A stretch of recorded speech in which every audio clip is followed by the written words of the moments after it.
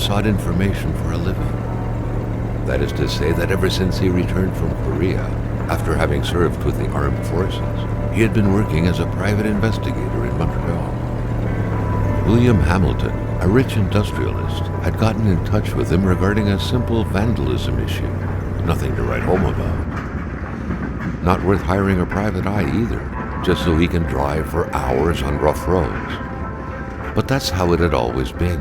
The client pays, Carl gets it done.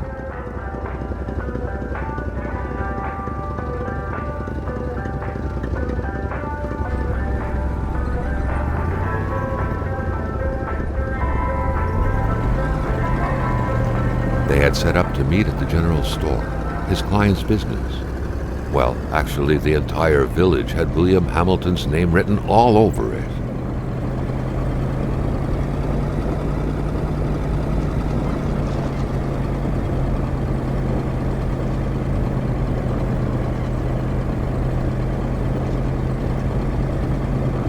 When the roads were bad, muddy, or snowed in, it was customary around these parts to close them off. But it was also customary to ignore those signs entirely and drive there anyway.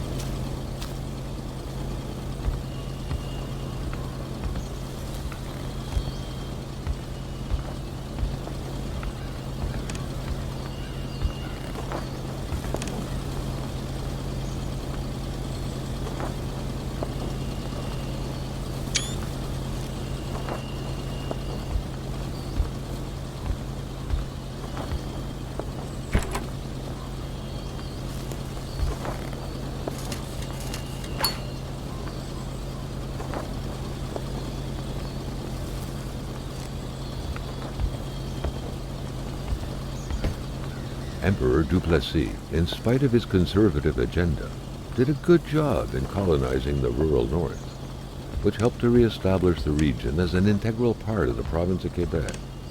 The blue fleur-de-lis could be seen fluttering in the wind here and there, taunting the red Canadian flags on the other side of the province's boundaries.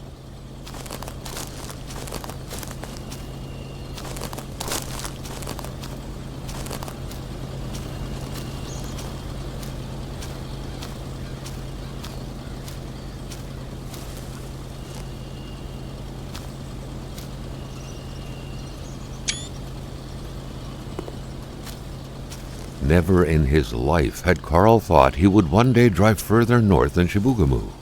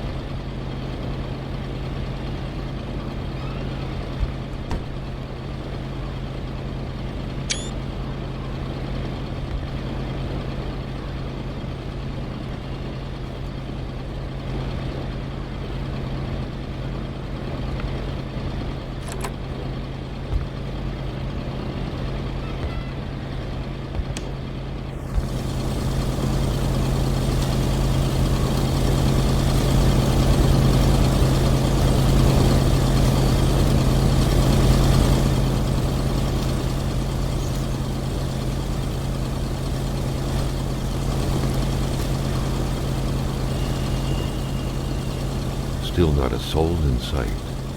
There was no point in waiting any longer. Carl had to figure this one out by himself.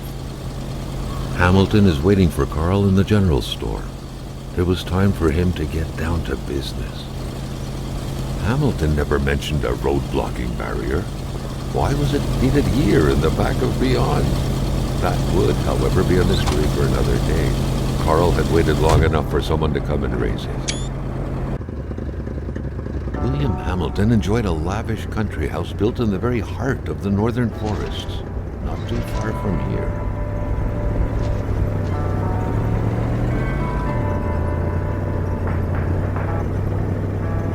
The local populace was divided when it came to the affluent man. Some saw a wealthy philanthropist dedicated to improving the region's economy. Others an aging Englishman who would do anything to further his fortunes. And those ones hated him enough to go on about scheming against him. Hamilton had recently acquired a few local businesses, but the last straw was the reopening of a mine, which gave rise to a wave of protests and threats from the Cree people. Given these circumstances, Carl reckoned that a good number of people must be feeling compelled to oppose Hamilton in one way or another. So far, only the industrialist's house had been a target, but soon enough, Carl thought, the target would become the man himself. Carl's military training had made him a very punctual man. Being late to his meeting with Hamilton was out of the question.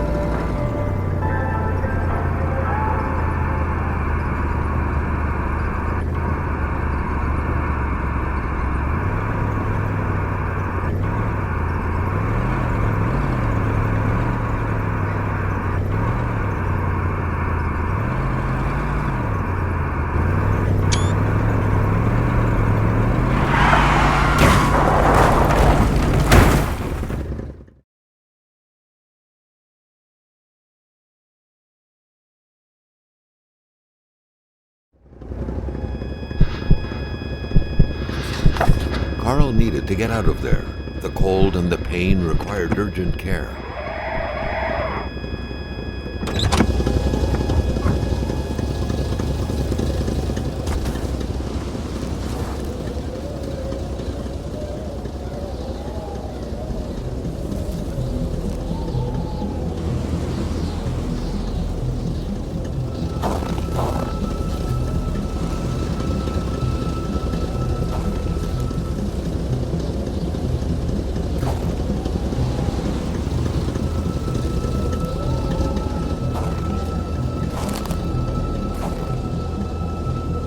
It was so cold. Already Carl did not feel his toes anymore.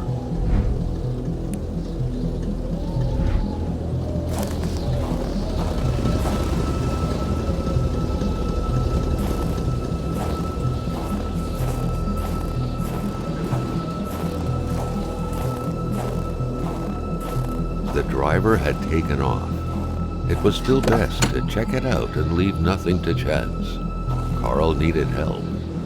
It was a small, locked box engraved with the letters W.H. Carl thought about taking it. Nothing was to be left to chance. Such heart-wrenching Nordic poetry that was. But Carl didn't care much about flowery language.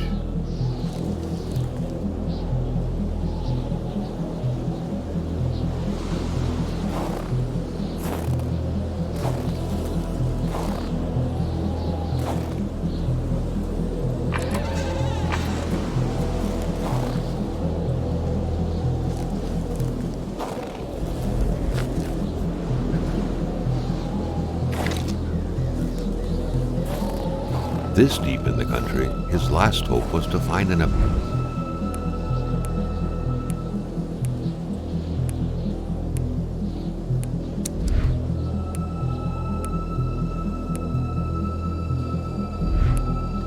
abandoned garage or a farm by the roadside. His life depended on it.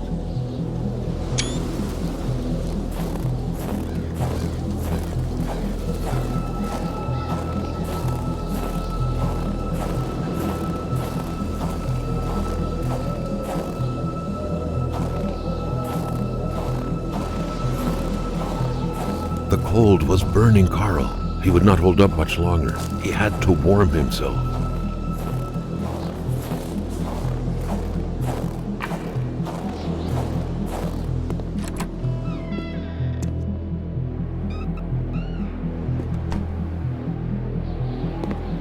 Even better than he had hoped. Carl Faubert had succeeded once more and was now on his way to new adventures.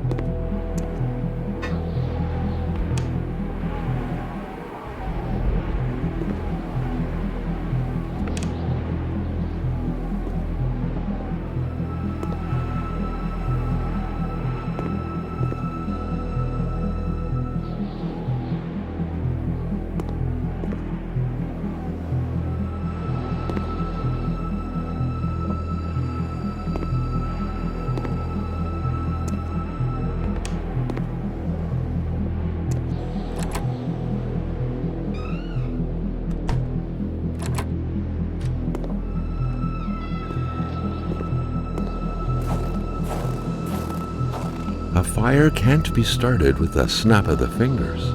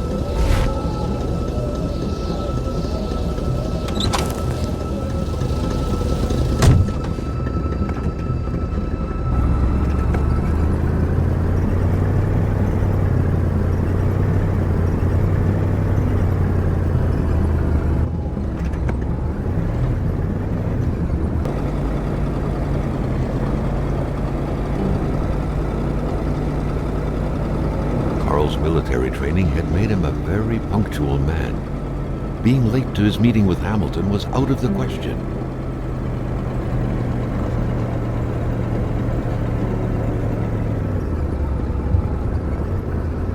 Spread out on a few acres of untouched forest, bellowing caribou, everlasting snow, and undefiled lakes, the Manistan region was no tourist hub. It was said to have been populated for millennia by Cree people, and ever since the industrial era, by the metal mining industry.